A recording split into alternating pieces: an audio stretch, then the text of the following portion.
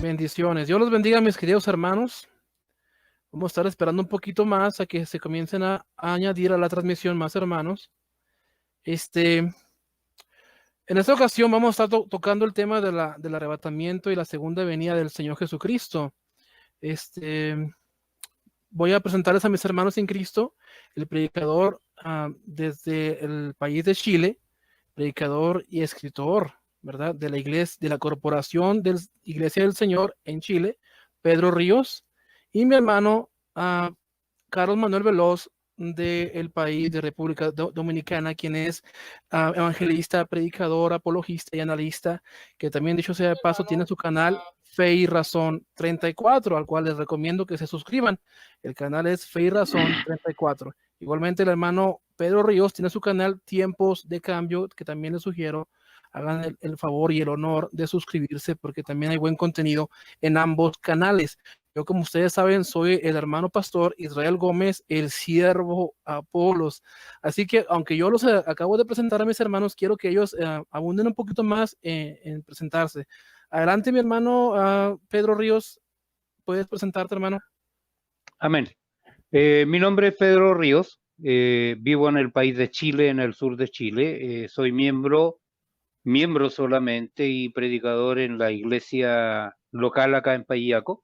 Mi corporación se llama Primera Iglesia del Señor, o también antes se llamaba la Primera Iglesia del Señor, la cual Jesús ganó por su sangre, basado en Hechos 20:28. Y por un problema de legalidad en Chile, cambió la ley de culto, tuvimos que quedar como Primera Iglesia. Los pastores de mi corporación y a la hermandad en general.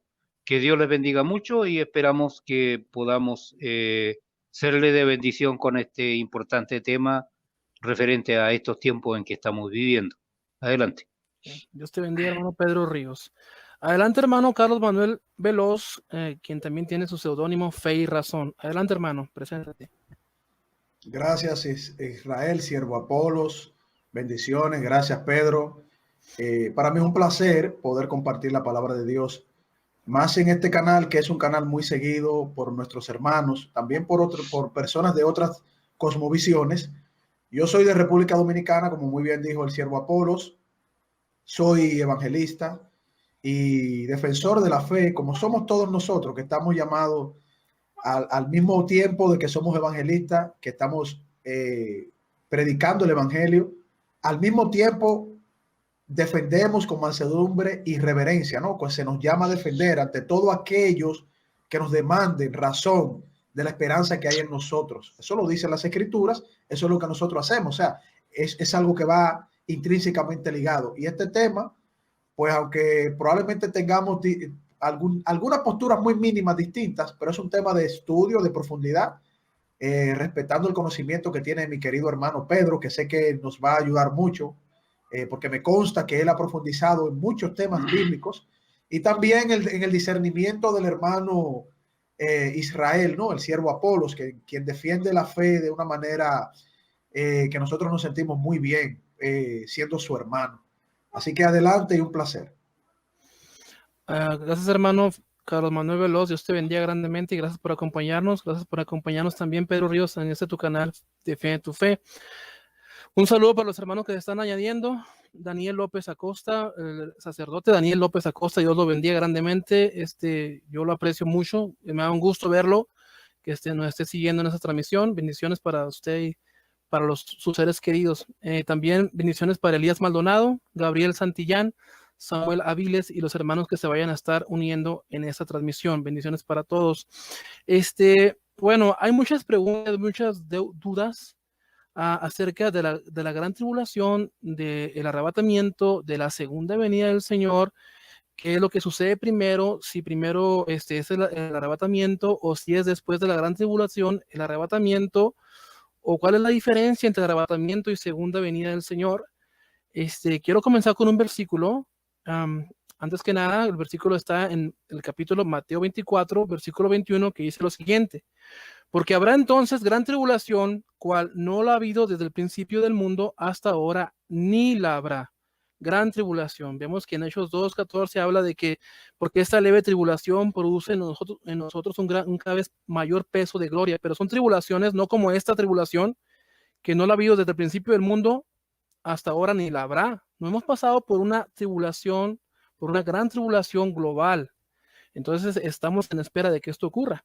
Pero la cuestión en esta mesa de diálogo es la siguiente. ¿Cuándo, según las escrituras, se va a realizar el arrebatamiento de la iglesia? ¿Antes o después de la gran tribulación? Hermano Pedro Ríos, adelante. Micrófono, ¿me escuchas, Pedro? Si quieres, comenzamos con el hermano Carlos Manuel Veloz. Sí, espero que me acompañe. Ok, bueno, adelante, sí, Carlos. ¿Me escuchan? Sí, adelante. Se escucha bien. Sí, espero que me acompañe internet. Okay. Primero vamos hablando acerca de la gran tribulación o del arrebatamiento de la iglesia. Primera de Tesalonicenses 4, versos 16 al 18, dice: porque el Señor mismo, con voz de mando, con voz de arcángel, con trompeta de Dios, descenderá del cielo y los muertos en Cristo resucitarán primero. Luego nosotros, los que vivimos, los que hayamos quedado, seremos arrebatados juntamente con ellos en las nubes para recibir al Señor en el aire. Por tanto, y así estaremos, dice, siempre con el Señor, por tanto, alentados unos a otros con estas palabras.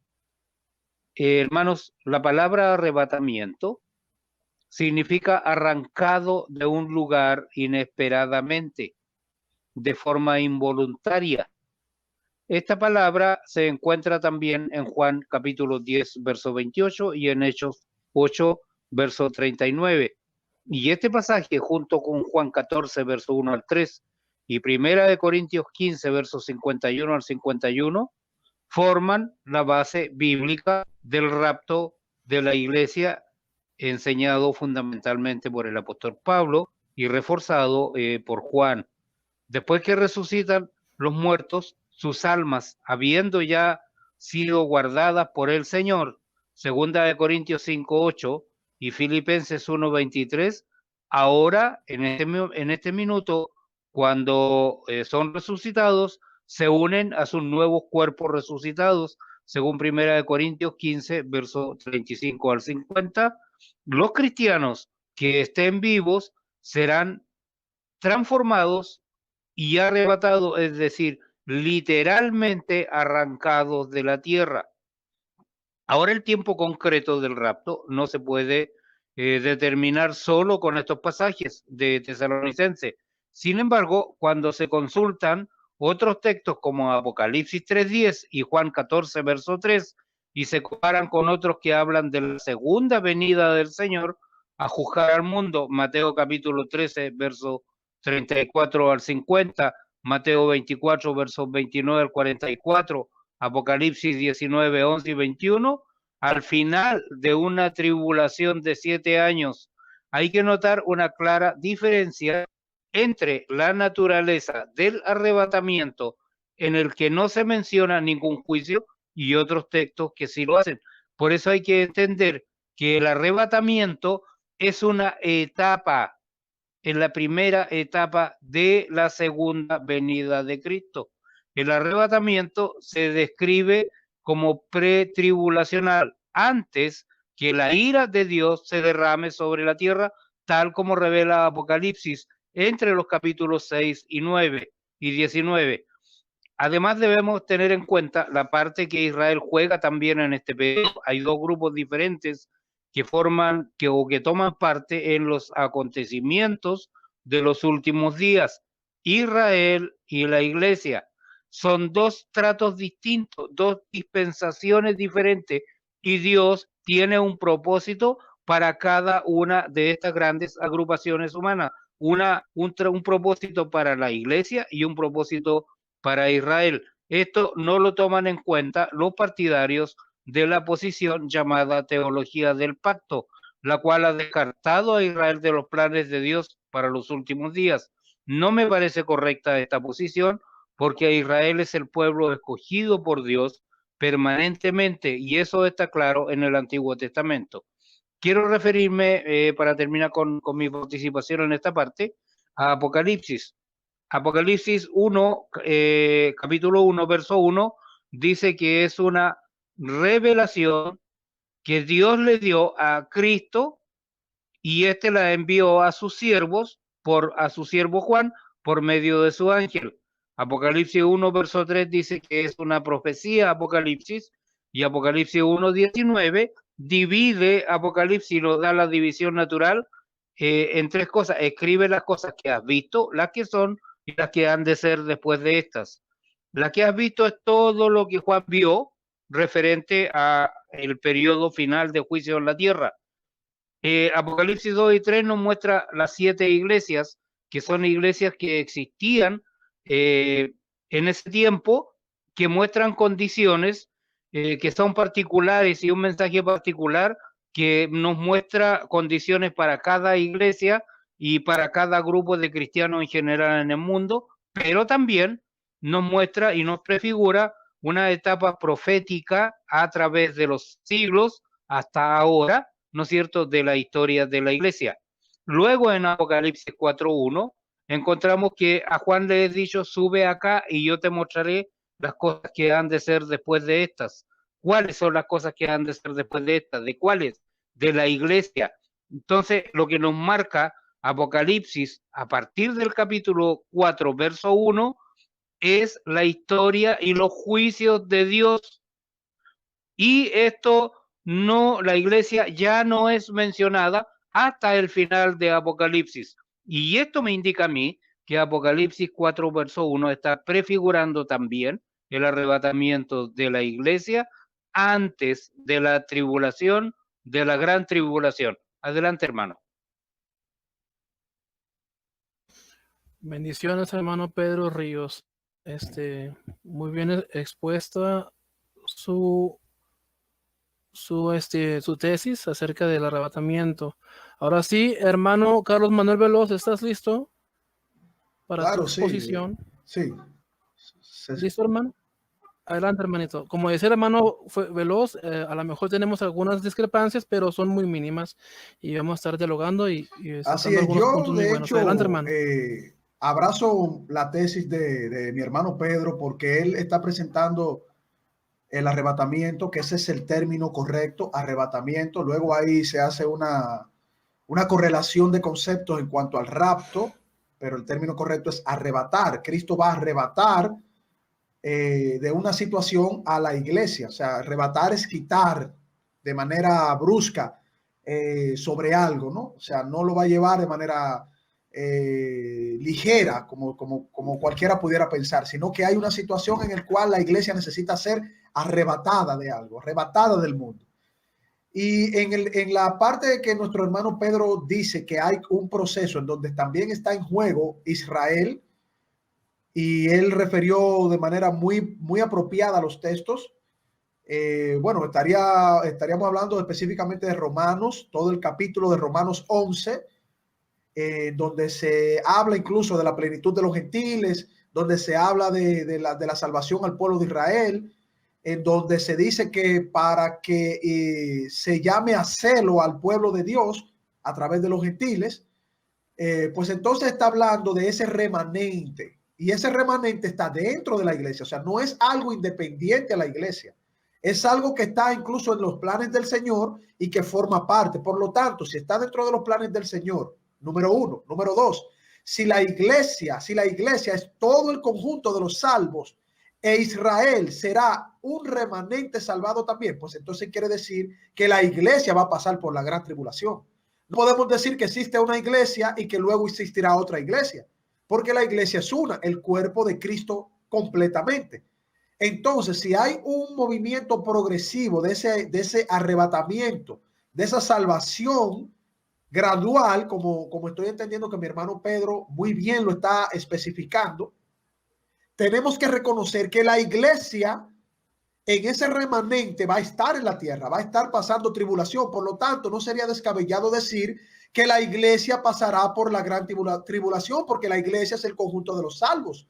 Ahora, que haya este desarrollo por etapas. Sí, muy buena exégesis de mi hermano Pedro, la comparto, la abrazo, porque el Señor aparentemente está diciendo que hay una plenitud de los gentiles que se cumple. Hay un arrebatamiento de la iglesia en una primera etapa, pero luego vendrá, conforme a lo que dice también Romanos capítulo 11, el día glorioso del Señor, en donde todo Israel será salvo, porque es lo que establece la profecía. Y todo Israel en ese momento será salvo. ¿Israel es parte de la iglesia? ¿Son esos salvos parte del cuerpo de Cristo? ¿Serán, vamos a decir, agrupados o reunidos con la iglesia ya salvada en ese momento, y que en ese preciso instante también ellos formarán parte de la iglesia? ¿Estaba en la omnisciencia y en la voluntad y en la soberanía del Señor que ellos fueran iglesia también, o fueran parte de la iglesia como salvos? Sí, porque eso es lo que indican las escrituras. Ahora yo quisiera irme en un punto que a mí me llama un poquito la atención, y es cuando nosotros estamos leyendo en Mateo capítulo 24, pero también tenemos que recurrir a Mateo capítulo 25, porque nos va dando una claridad de lo que significa el rapto de la iglesia. Miren, por ejemplo, e inmediatamente después de la tribulación de aquellos días, se está hablando de la tribulación de aquellos días, el sol se oscurecerá y la luna no dará su resplandor, y las estrellas caerán del cielo y las potencias de los cielos serán conmovidas, tal como establece las profecías de Isaías en el día grande del Señor. Creo que Jeremías también lo establece en ese sentido. Me disculpan un momentito que estoy un poquito agripado. Bien, continúo. Entonces aparecerá la señal del Hijo del Hombre en el cielo, y entonces lamentarán todas las tribus de la tierra y verán al Hijo del Hombre viniendo sobre las nubes del cielo y con poder y gran gloria. Y enviará a sus ángeles con gran voz de trompeta y juntará a sus escogidos. ¿A quiénes estará juntando en ese momento? A sus escogidos. Tendríamos que identificar ahí de manera exegética si los escogidos que estará juntando en ese momento es el pueblo de Israel, que va a ser salvado, como dice Romanos capítulo 11, o si los escogidos estaría hablando en términos general, la iglesia, los escogidos. Ahí tendría yo entonces que pedir una clarificación en ese punto, que sé que mi hermano Pedro lo tiene muy bien estudiado, ese punto ahí. Como está hablando de los escogidos, entonces dice que de la higuera aprended la parábola: cuando ya su rama esté tierna y brotan las hojas, sabéis que el verano está cerca. Así también vosotros, cuando veáis todas estas cosas, conoced que está cerca a las puertas. De cierto os digo que no pasará esta generación hasta que todo esto acontezca. ¿A qué generación se refiere el Señor ahí? Si está hablando del día grande del Señor, está hablando de la generación que vivirá ese día grande del Señor, porque no puede ser otra, porque otra generación no verá oscurecer el sol, no verá la luna perder su resplandor, no verá las potencias del cielo estremecerse, como dice el profeta Isaías. Por lo tanto, la generación que está hablando ahí es muy clara, la generación que verá el día grande del Señor. Ahora, con esto quiero cerrar.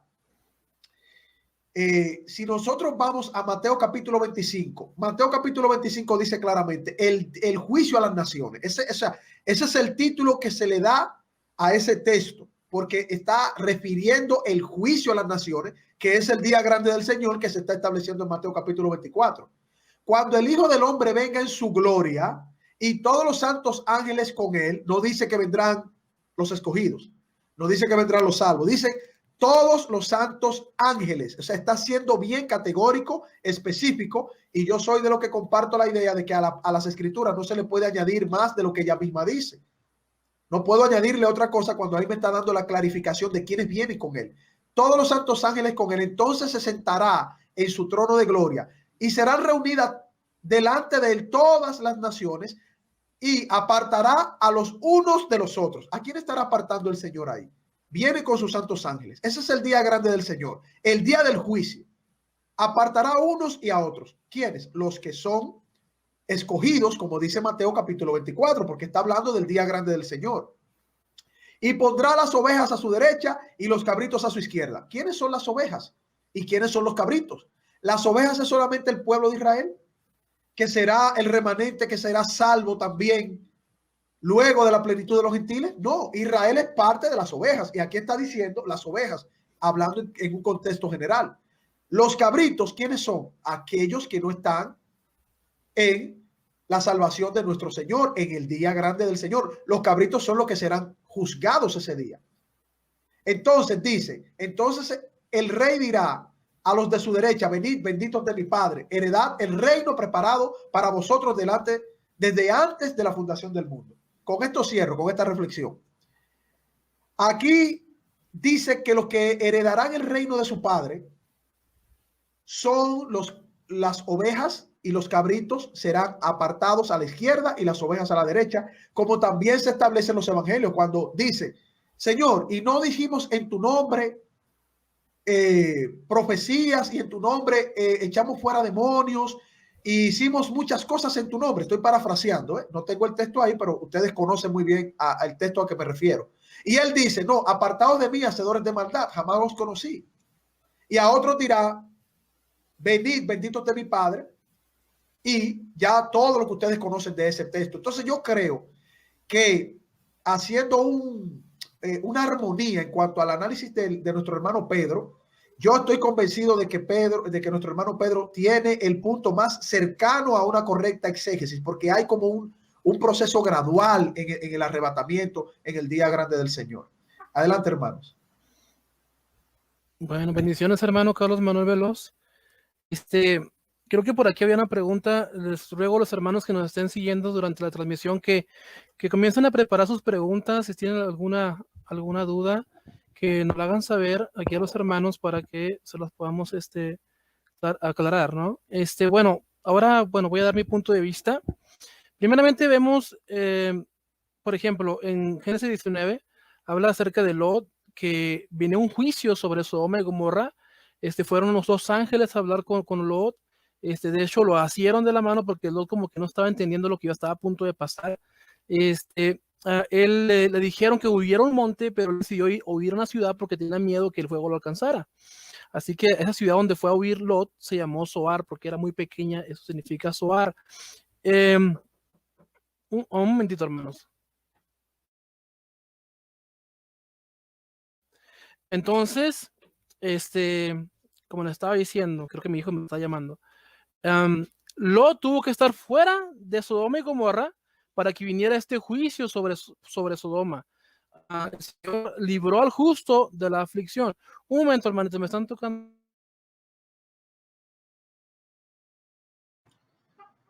Sí, adelante, Israel, no te preocupes, nosotros te esperamos y bueno, agradeciendo, ¿verdad?, la invitación de nuestro querido hermano Israel y también compartir con nuestro querido hermano Pedro Ríos este tema, que es un tema que de hecho, hermano Pedro, es muy debatido, ¿verdad? O sea, hay distintas posturas en cuanto a eso.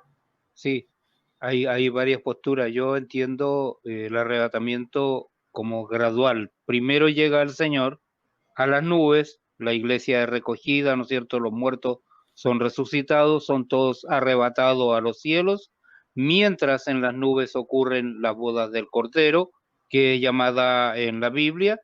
En la tierra ocurren los juicios.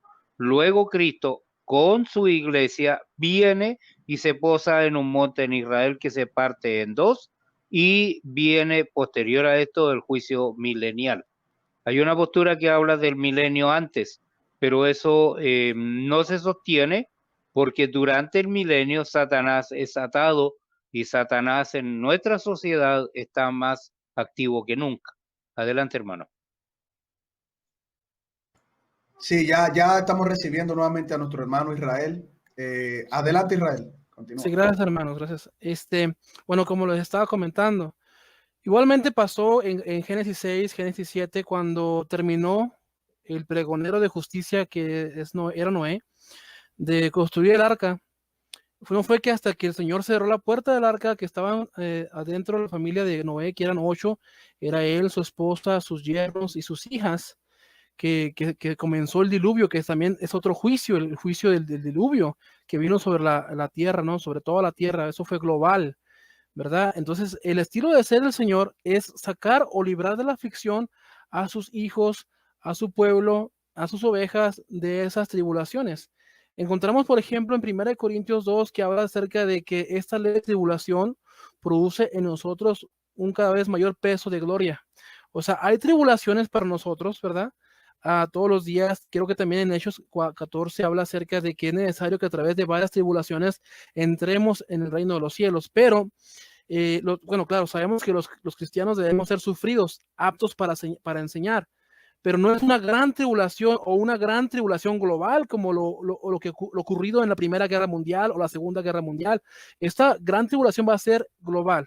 Entonces el Señor, según lo que yo entiendo en la palabra del Señor, nos va a librar de pasar por esa gran tribulación o por ese gran sufrimiento. Sí nos permite pasar por dolor, como lo hizo en Deuteronomio 8 con el pueblo de Israel, que lo hizo pasar por sufrimiento en el desierto, de muchas serpientes ardientes, para que ellos supieran que no solo de pan vivirá el hombre, sino de toda palabra que sale de la boca del Señor. Así que sí pasamos por tribulaciones, pero no por gran tribulación. Eso todavía no ocurre, como decía Pedro también, de que hay unos que creen que ya pasó la gran tribulación. Entonces vemos que el estilo de ser del Señor es que libra al justo, como dice 2 de Pedro 2:9, sabe librar a los piadosos del dolor. Y vemos que, como dice Jeremías 37, que dice que va a ser un tiempo de angustia para Jacob. Sabemos que cuando se habla de Jacob se refiere a Israel. El día del Señor es un tiempo de angustia para Israel, no para la iglesia. De hecho, en Colosenses 3:6 dice que la ira de Dios viene sobre los hijos de desobediencia, no hijos obedientes. O sea, la ira de Dios. Por eso también dice en Isaías 20:26, dice, anda pueblo mío, entra en tus aposentos, cierra tras ti tus puertas, escóndete por un poquito, por un momento, en lo que se calma la ira. He aquí que el Señor saldrá de su lugar para castigar al morador de la tierra por su pecado contra él. ¿Cuándo va a ser esto? Lo podemos encontrar en 1 de Tesalonicenses 4, donde dice que el Dios mismo, el Señor mismo, con voz de mando, con voz de arcángel y con trompeta de Dios, descenderá del cielo, y los muertos en Cristo resucitarán primero, y nosotros los que vivimos, los que hayamos quedado, seremos arrebatados juntamente con ellos para recibir al Señor en el aire, y así está con el Señor por siempre. Así que este arrebatamiento, según mi entendimiento que me dan las escrituras, debe ser antes del gran sufrimiento, como fue antes del gran sufrimiento del diluvio, como fue antes del gran sufrimiento del fuego y azufre que descendió sobre Sodoma. El Señor debe librarnos de ese sufrimiento que ya hemos sufrido. Ahora, el tiempo de angustia viene sobre Jacob.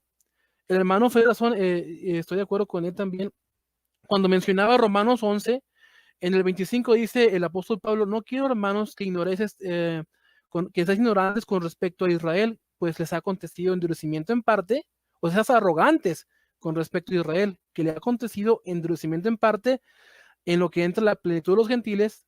Luego todo Israel será salvo, como está escrito, saldrá de Sion el libertador que apartará de Jacob la impiedad. Más adelante dice, ellos en cuanto al evangelio son enemigos, pero son muy amados con respecto a sus padres, Abraham, Isaac y Jacob. También en el Romanos 11:1 habla de que no ha desechado Dios a su pueblo. Están cortados, pero no desechados. Desechados es como decir, amo a Jacob y aborrezco a Esaú. Esaú estaba desechado, hermanos. Pero si no permanece en infidelidad, poderoso es Dios para volverlos a injertar en el buen olivo. Como dice el hermano Ferrazón, Israel va a ser salvo después de que entre la plenitud de los gentiles. ¿A dónde va a entrar la plenitud de los gentiles? A la salvación. Luego todo Israel va a entrar a esta salvación, va a ser salvo.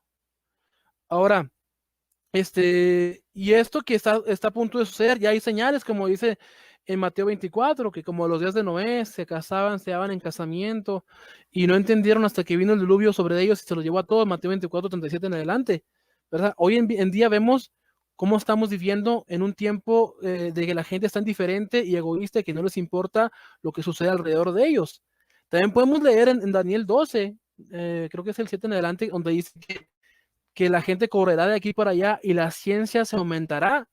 Hoy hemos visto que en este siglo, desde el 1900 a la fecha, cuántos avances tecnológicos nuevos han acontecido cuando después de varios siglos se usaron carretas y armas blancas, y ahora ya desde el 1900 y pico está la aeronáutica. Después vino la televisión en blanco y negro, después la inquilina, y luego la televisión a color, y luego vino el viaje a la luna, el hombre toca sus pies en la luna, después vino el internet, y luego vino el celular, ¿verdad? Unos ladrillotes así tremendos, y luego vino a los CDs, después de los LPs que quedaron, o los cassettes que quedaron obsoletos, después vino el MP4, el MP3, y eso ya están obsoletos también, y luego vinieron las versiones de Microsoft, y luego ahora viene Macintosh, y luego las tecnologías se ha disparado de una manera tremenda y terrible. El afán se ha incrementado sobre este mundo que la gente anda corriendo de aquí para allá.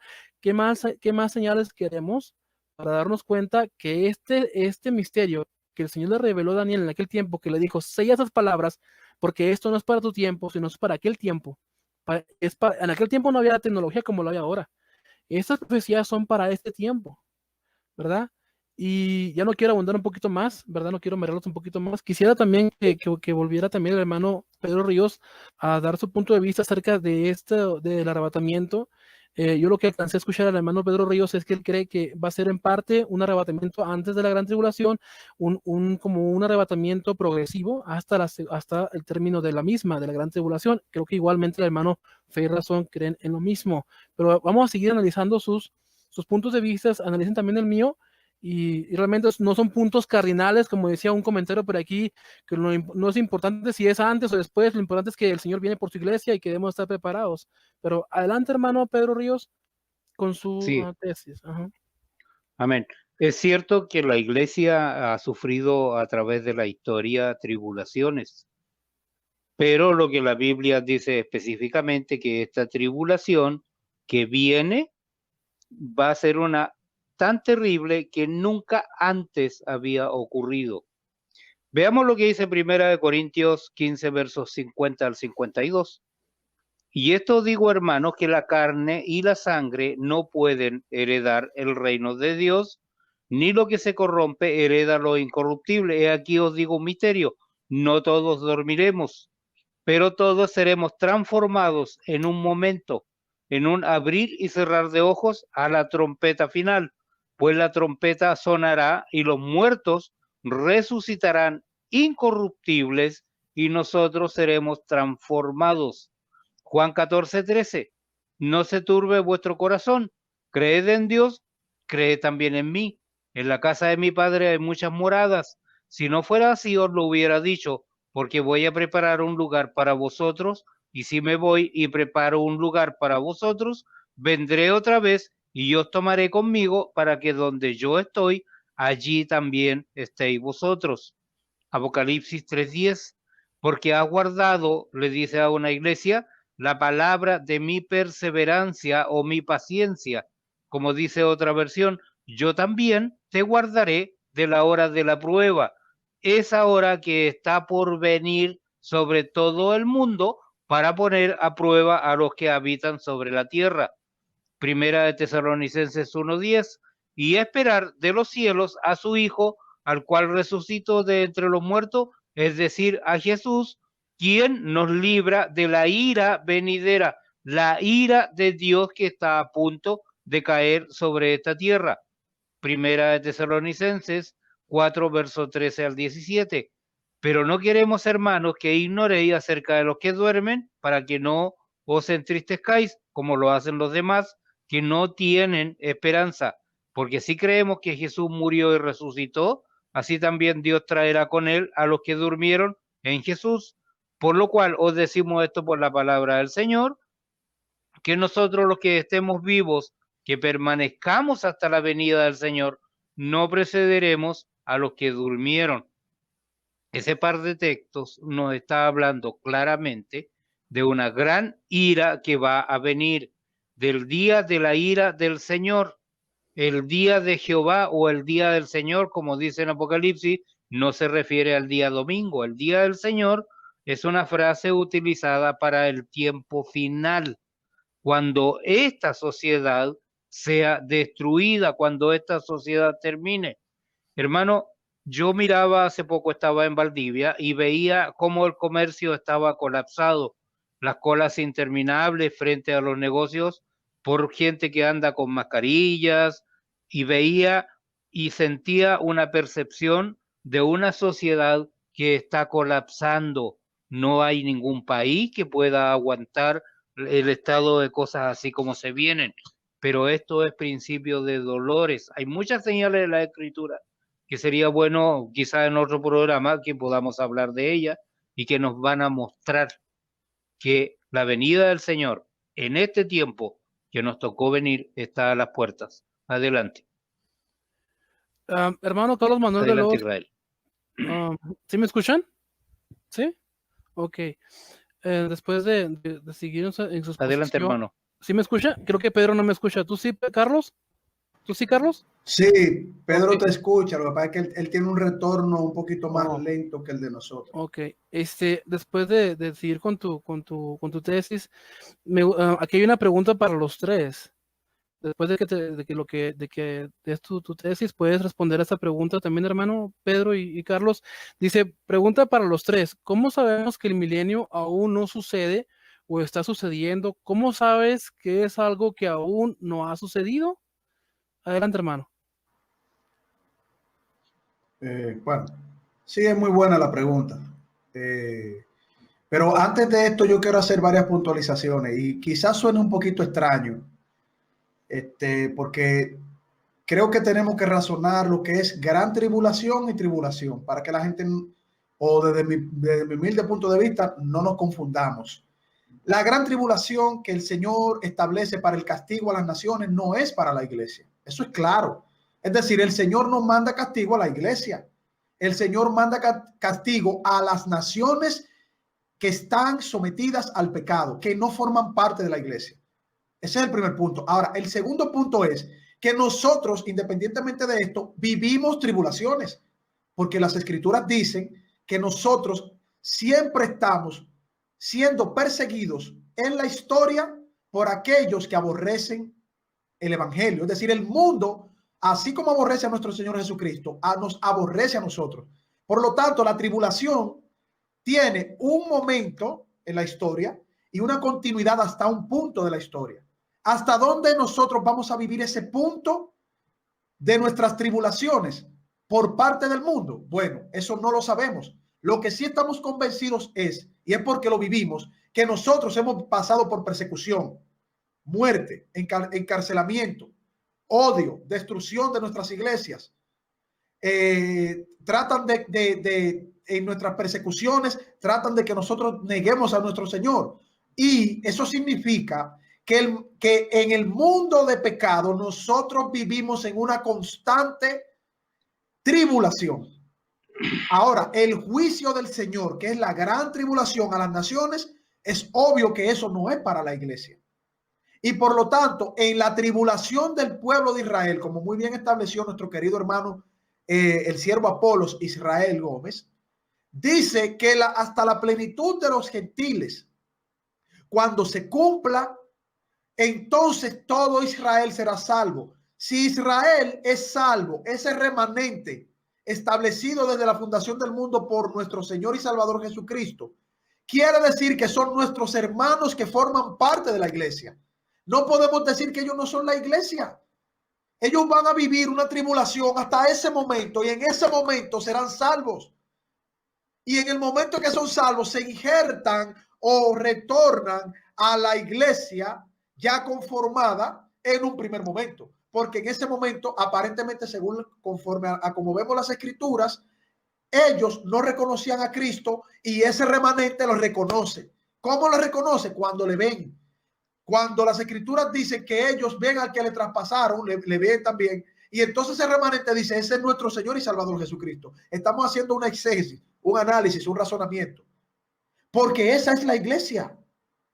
Es decir, ellos son la iglesia, son parte de nosotros, son nuestros hermanos. ¿En qué momento son salvos? Ahí lo establece las escrituras. ¿Nosotros seremos arrebatados antes de ellos? Bueno, es probable, porque muy bien lo está estableciendo nuestro querido hermano Pedro, que ahí estoy plenamente con él en esa visión teológica, porque verdaderamente es gradual.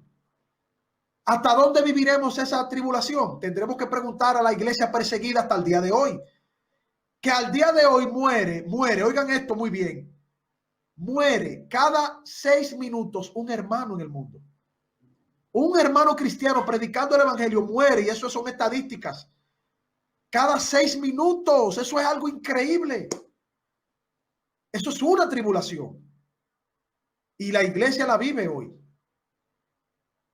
Entonces, Ya con esto voy a responder la pregunta que nos hacen. Yo creo que no estamos en la gran tribulación, pero sí creo que estamos en el proceso de la tribulación que va a desembocar en ese juicio del Señor a las naciones. Y nosotros vamos a estar viviendo tribulaciones muy fuertes hasta ese momento, hasta la venida de nuestro Señor Jesucristo y haga entonces el proceso del arrebatamiento. Adelante, hermano. Amén, amén, hermano. Hay un pensamiento de que la iglesia va a pasar por un preámbulo de la gran tribulación, o puede ser antes de la gran tribulación sea arrebatada. Son Sí. pensamientos válidos, son creencias, para mí son creencias muy válidas. Puede ser que en un determinado momento Dios los saque en la mitad de la semana 70 de Daniel, que son una semana de años, 7 años, o puede ser antes de que comience, puede ser ambas. Para mi pensamiento así lo veo yo. Respondiendo a la pregunta del hermano, no me acuerdo su nombre, ya son varios los que están escribiendo en el chat. Hermanito, ¿por qué sabemos que no estamos en el milenio? Primeramente porque el enemigo, que es el que tienta, cuando somos tentados no podemos decir que Dios nos tienta, como dice la carta de Santiago, sino que el enemigo nos tienta y luego nuestras propias concupiscencias nos hacen caer en esa tentación, y cuando cometemos el pecado, una vez cometido ese pecado, se genera la muerte, ¿verdad? Cuando pecamos viene la muerte.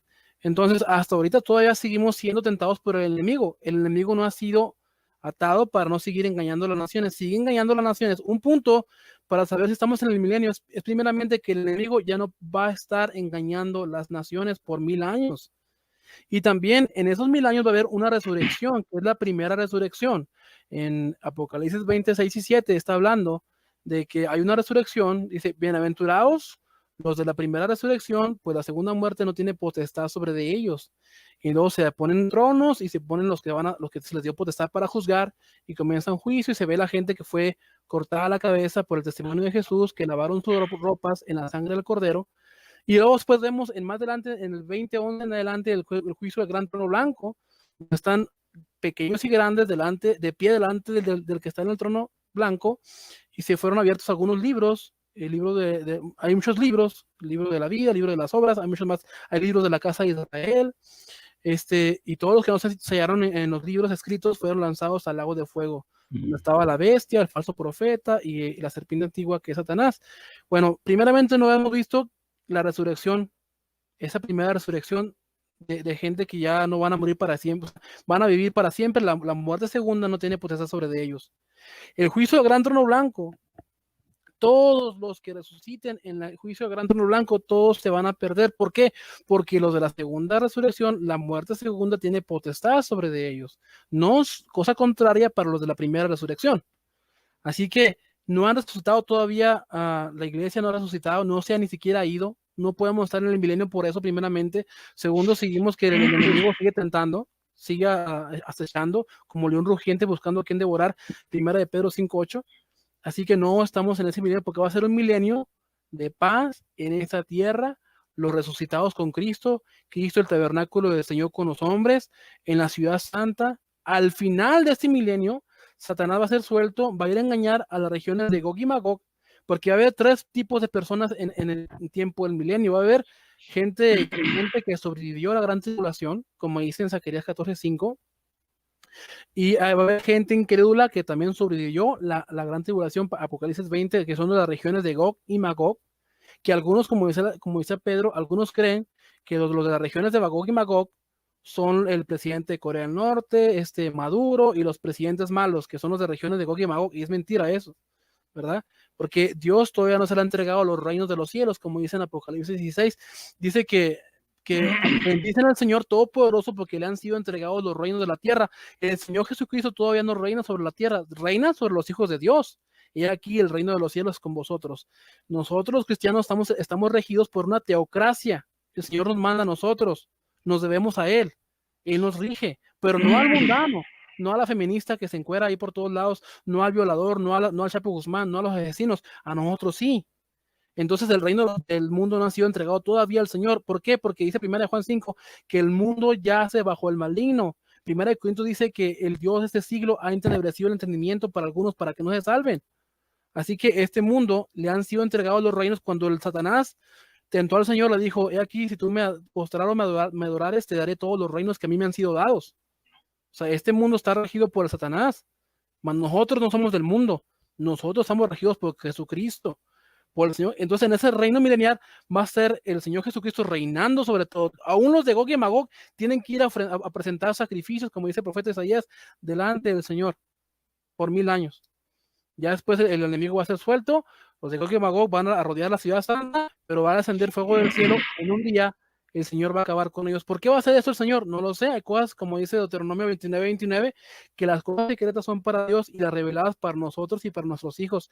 No lo entiendo por qué el Señor va a permitir que esas naciones sean engañadas y después Él, ¿por qué los va a destruir? O sea, eso ya es, uno debe hablar lo que dice la Biblia. Hablamos lo que sabemos y lo que hemos visto testificamos. Primera de Juan 3, cuando el Señor habló con Nicodemo. Pero adelante, hermano Pedro, para que también usted responda por qué no estamos en el milenio. Sí, amén. Ya lo dije, el libro Apocalipsis tiene una estructura, tiene una división natural en Apocalipsis 1:19. Cuando yo leo un libro de historia, la historia es secuencial, etapa por etapa, etapa por etapa. El libro de Apocalipsis, cuando comienzan las cosas que han de ser después de esta de la iglesia, me marca una secuencia y etapa por etapa va narrando una historia lineal utilizando un lenguaje muy particular, pero no por menos lineal porque hay una secuencia lógica. Primero los caballos y después empiezan a ser desatados los juicios en varias series de 6 o 7. Son desatados, entonces lineal. Segunda razón, me dice Apocalipsis capítulo 20, verso 1, vi un ángel que descendía del cielo con la llave del abismo y una gran cadena en la mano. Aquí hay un símbolo. 20, verso 2, prendió al dragón, la serpiente antigua, que es el diablo y Satanás, y lo ató por 1000 años. 20, verso 3, y lo arrojó al abismo y lo encerró y puso su sello sobre él para que no engañase más a las naciones hasta que fuesen cumplidos 1000 años, y después de esto debe ser desatado por un poco de tiempo. Después de la venida de Cristo y de los acontecimientos del capítulo 19, la Biblia me dice y me lo recalca, Satanás será atado por 1000 años, y para que no engañe más a las naciones. ¿Qué implica esto? Una total suspensión de la influencia durante ese tiempo. Y después de esos 1000 años, que el 1000 es un concepto que se va repitiendo, va a ser desatado por un breve tiempo para que engañe a quienes se rebelan contra el gobierno de Dios. Entonces, la obra más característica de Satanás es engañar. Las naciones que existirán en el reinado terrenal de Cristo estarán formadas por los creyentes que vivan al final de la gran tribulación. Y aunque a veces se emplea el término naciones como referencia a los impíos, también Juan lo usa para representar a los salvos. Entonces, esto no se ha cumplido.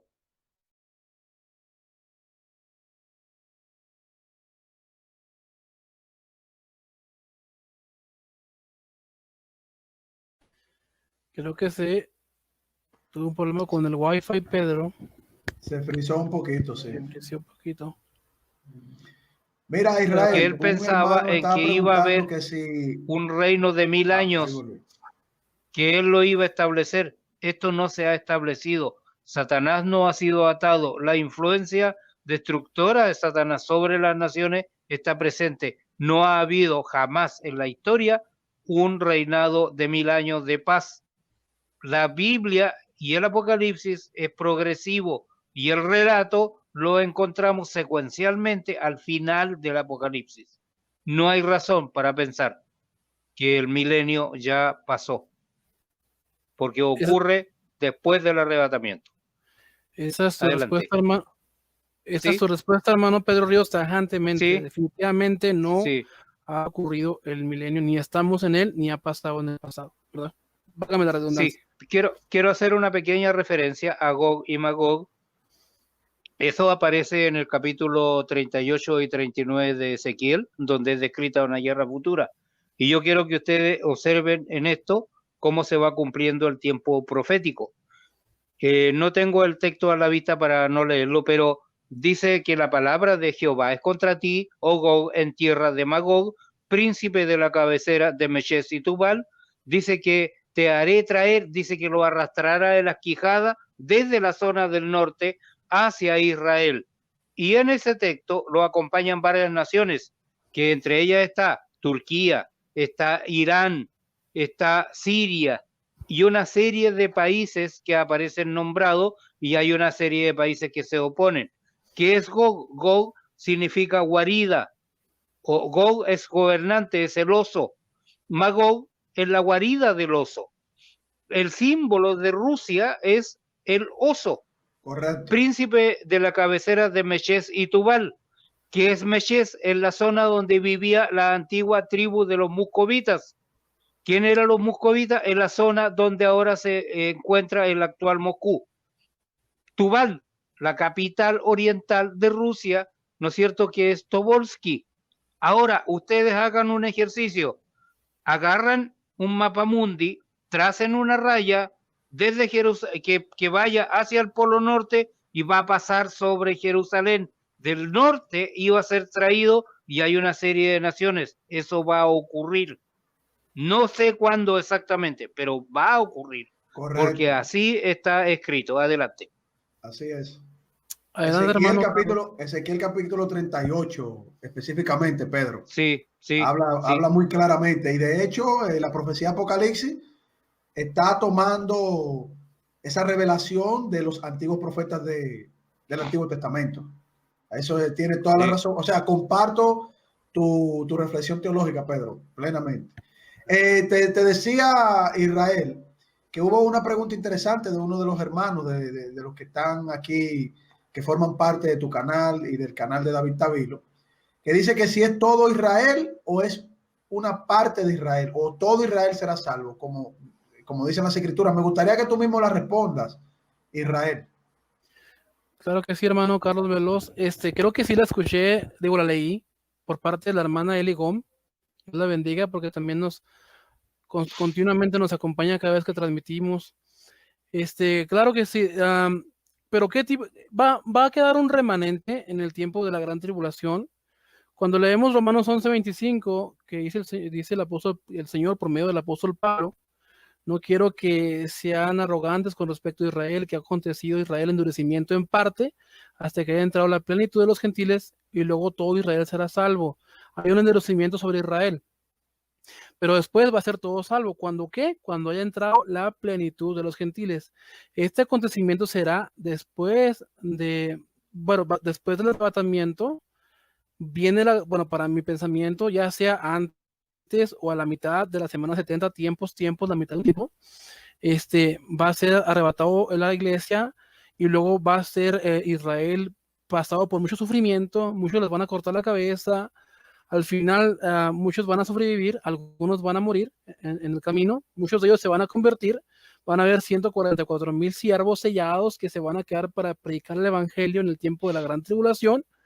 Este remanente que esté en la gran tribulación, no digo de ahorita. Si ahorita, hoy en día, muere un judío sin Cristo, se pierde. Nadie puede salvarse sin Cristo, es imposible.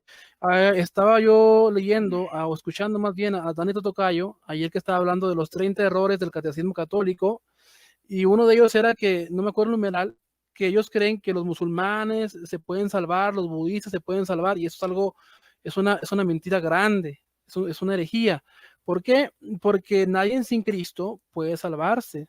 Dice en Juan 11, yo soy la resurrección de la vida.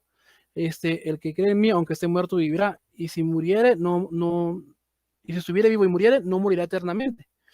Así que esos judíos del tiempo de la gran tribulación, todos ellos van a creer en Jesucristo, ya sea antes o al final de la gran tribulación. Antes, cuando no se dejen poner la marca de la bestia en sus frentes o en sus manos, y tengan que ser pasados por la guillotina, les van a cortar la cabeza y van a lavar su sangre sus ropas en la sangre del cordero. O sea, no va a ser por obras, no va a ser porque no se van a salvar porque les hayan cortado la cabeza, no, porque creyeron en Cristo, ¿verdad? Y los otros que sobrevivieron, que huyeron al desierto y fueron perseguidos por el anticristo, porque como les recuerdo, es un gran tiempo de angustia para Jacob.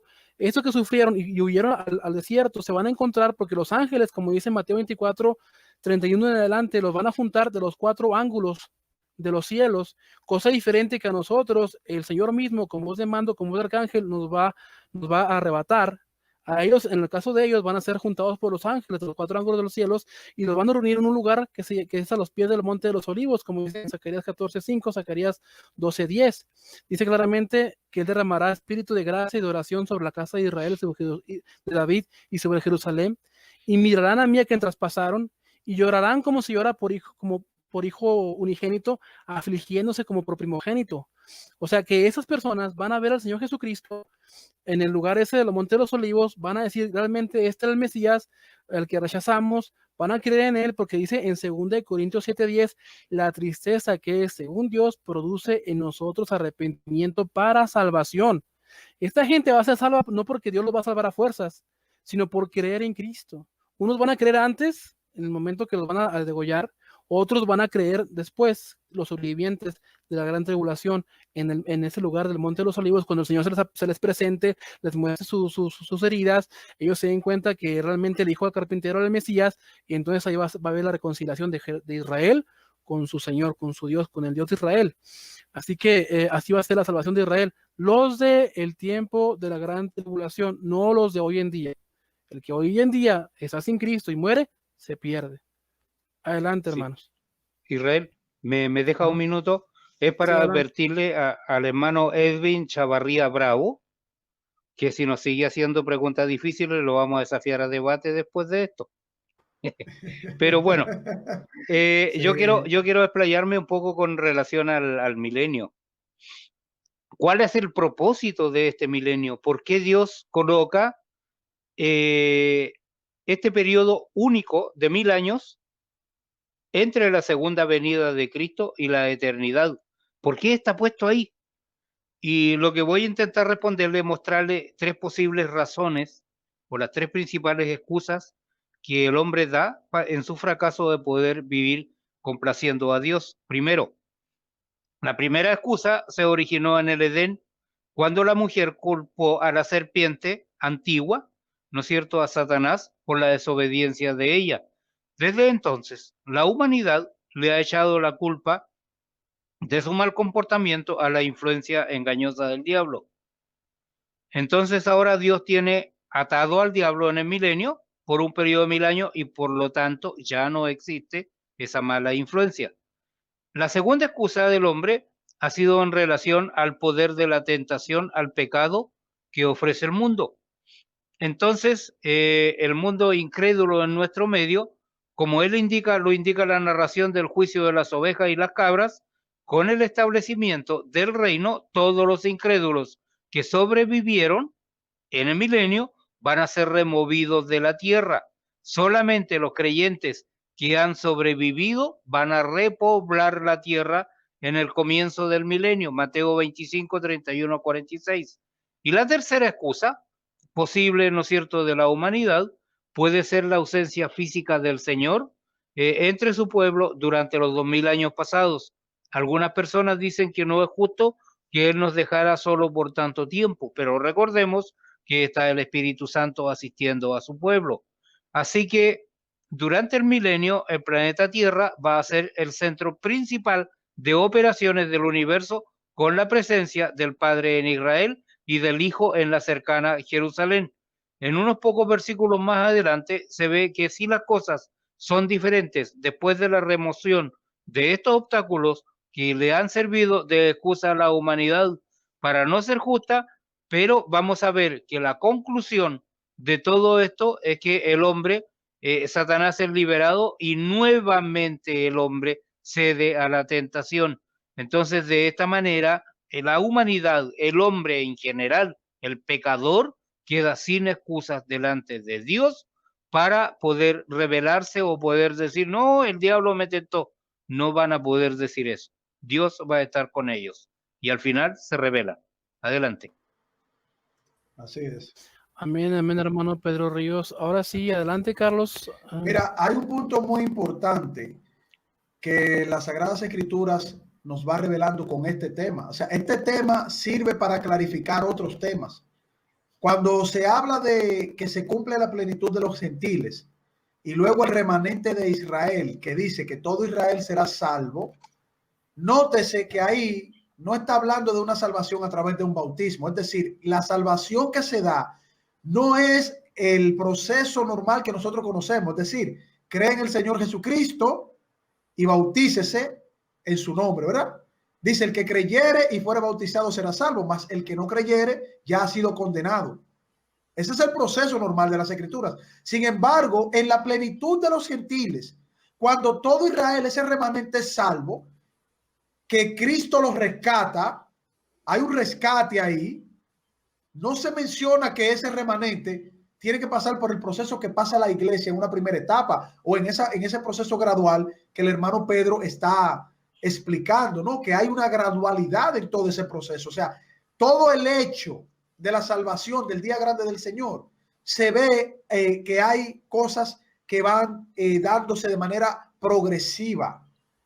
Y de hecho, uno pudiera irse un poquito más allá diciendo que también de manera paulatina, con unos hechos muy específicos. ¿Se bautizan ese remanente? En esa pregunta reflexiva podemos decir, bueno, el Señor viene, se quita ya la plenitud de los gentiles, Israel está a punto de ser destruido y luego todo Israel será salvo porque el Señor lo salva. ¿Hay un proceso de bautismo ahí?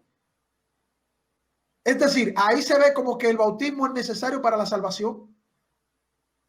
¿Qué proceso se da en ese hecho ahí?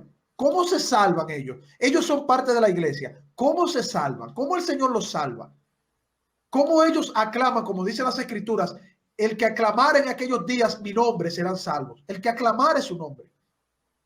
Entonces, cuando un apologista evangélico o cualquier hermano le diga, no, es que el bautismo es necesario, el bautismo es el que salva y cosas, dígale, no, es parte del proceso de la salvación, pero va a venir un momento que dice las Escrituras que apunta que el Señor va a salvar un remanente, el pueblo de Israel, en el cual se ve que no hay un proceso similar al proceso que se establece anterior a la plenitud de los gentiles, al cumplimiento de la plenitud de los gentiles.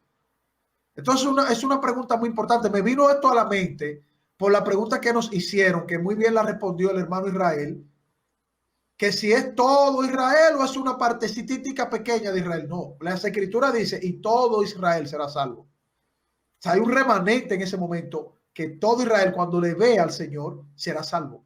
¿Cómo el Señor lo hace? A través de su misericordia. La promesa a los padres, a su pueblo.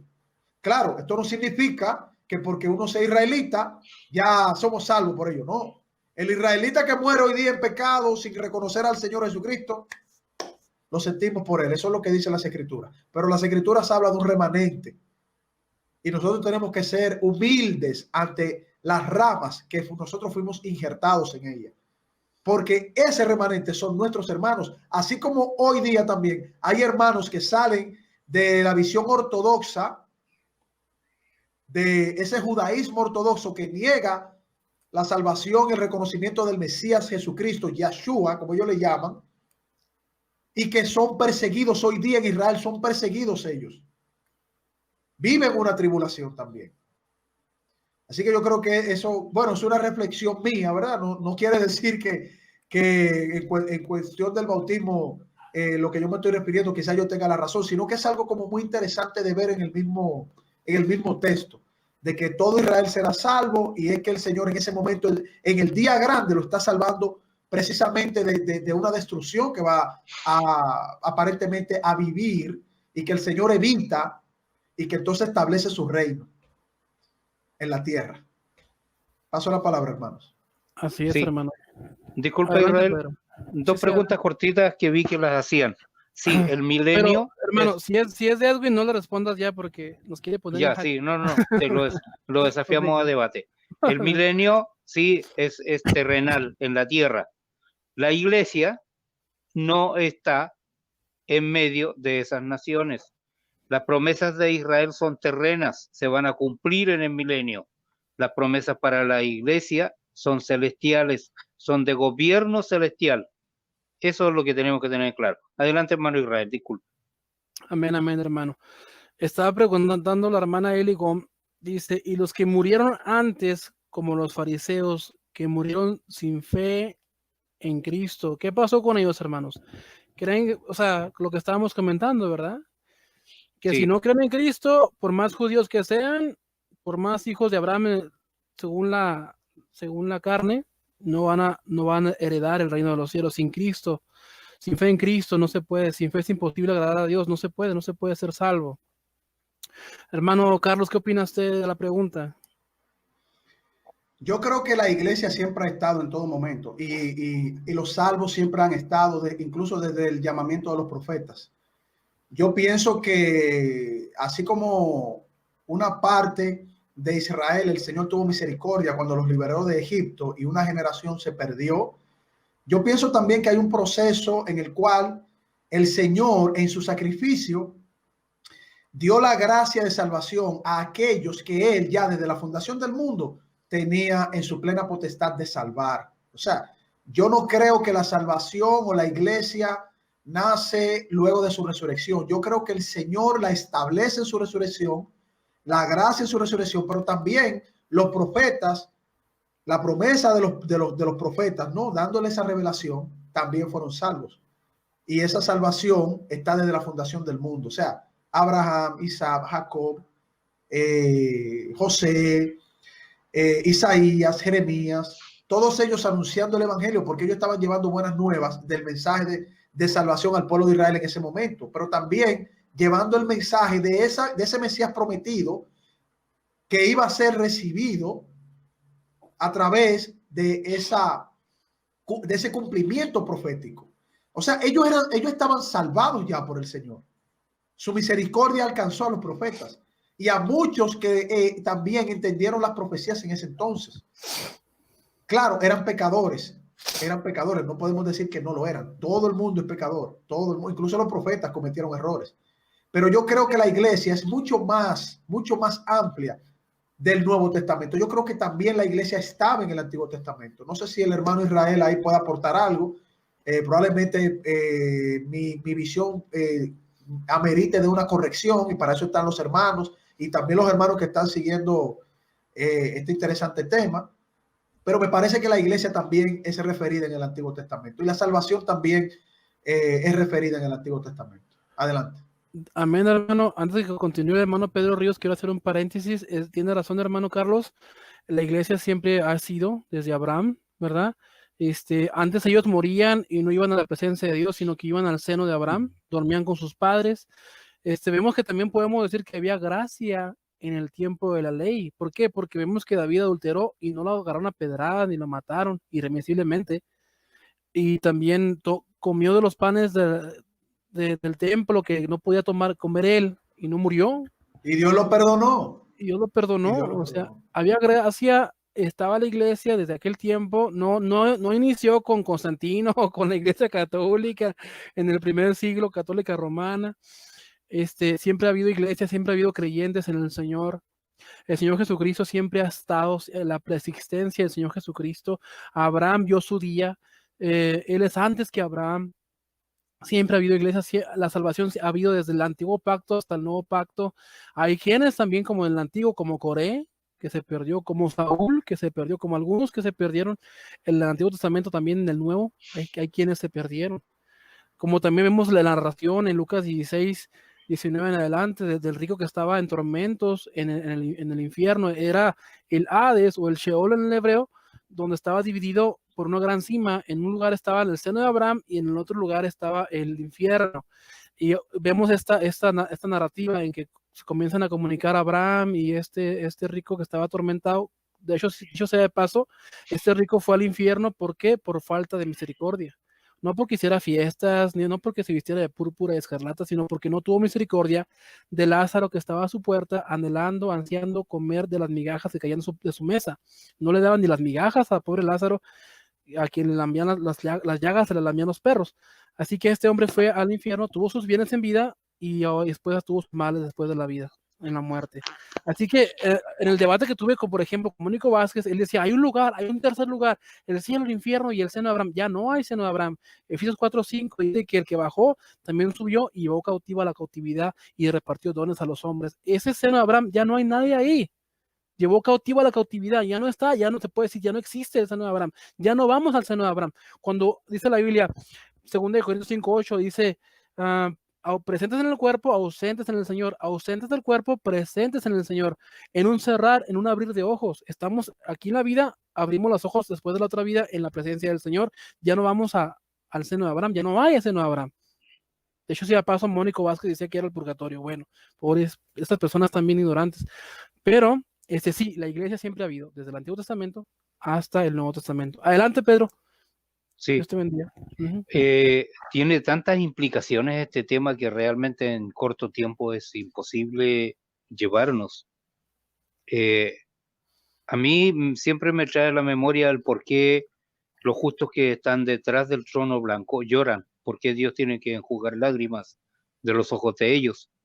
Y lo que pasa es que ellos van a estar presenciando cuando es necesario, cuando es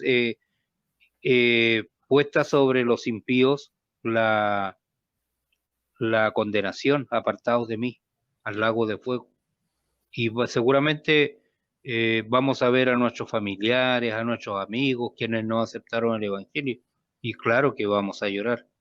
Pero volviendo al tema, Pablo en el libro Los Hechos, 24, verso 15, dice, teniendo esperanza en Dios, la cual ellos, los fariseos que lo acusaban, también abrigan de que ha de haber resurrección de los muertos, así de justos como de injustos. Entonces la Biblia nos enseña que va a haber una resurrección de muertos, tanto justos como injustos.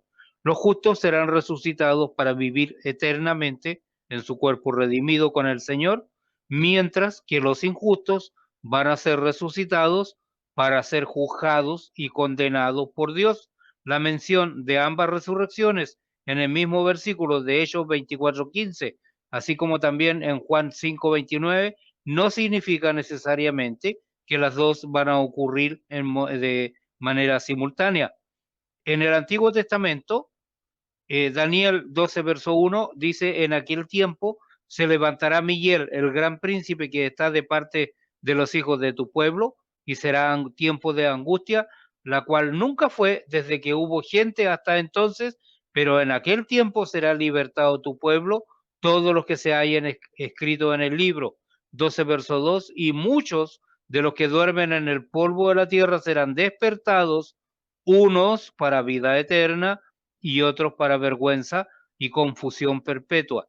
Y estos versículos de Daniel tienen la más clara referencia del Antiguo Testamento a la resurrección de los justos y de los impíos, pero la resurrección de uno y otros no es simultánea, no ocurre en el mismo momento.